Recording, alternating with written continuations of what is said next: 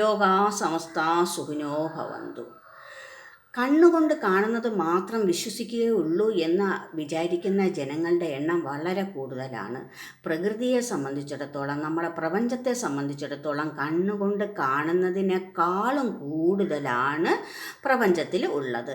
അത് കൂടുതൽ മനസ്സിലാക്കണമെങ്കിൽ മനുഷ്യൻ എന്ന തലത്തിൽ നിന്നും കുറച്ചുകൂടെ ഉയരത്തിലോട്ട് പോയി ഭഗവാൻ എന്ന തലത്തിൽ, ഈശ്വരൻ എന്ന തലത്തിൽ, ദൈവം എന്ന തരത്തിൽ നമ്മൾക്കത് മനസ്സിലാക്കാൻ പറ്റണം.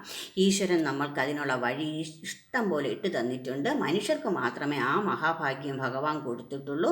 നമ്മുടെ ഉള്ളിൽ ഈശ്വരനെ മനസ്സിലാക്കാനുള്ള അംശവും കൂടെ ചേർത്ത് തന്നെയാണ് ഭഗവാൻ നമ്മളെ സൃഷ്ടിച്ചിരിക്കുന്നത്.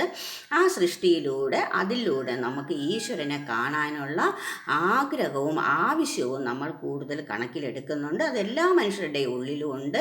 അത് ഉറങ്ങിക്കിടക്കുകയാണ്. അതിനെ ഉണർത്തിയാൽ മാത്രമേ അത് ഉണരുകയുള്ളൂ. ഈ നല്ല രീതിയിൽ നിങ്ങൾ ഇതെടുത്താൽ നല്ലതായിട്ട് തന്നെ എത്തും. നല്ല രീതിയിൽ എടുത്തില്ല, നെഗറ്റീവായിട്ടാണ് എടുക്കുന്നതെങ്കിൽ അതിൻ്റെ ഫലം തന്നെയായിരിക്കും കിട്ടുന്നത്.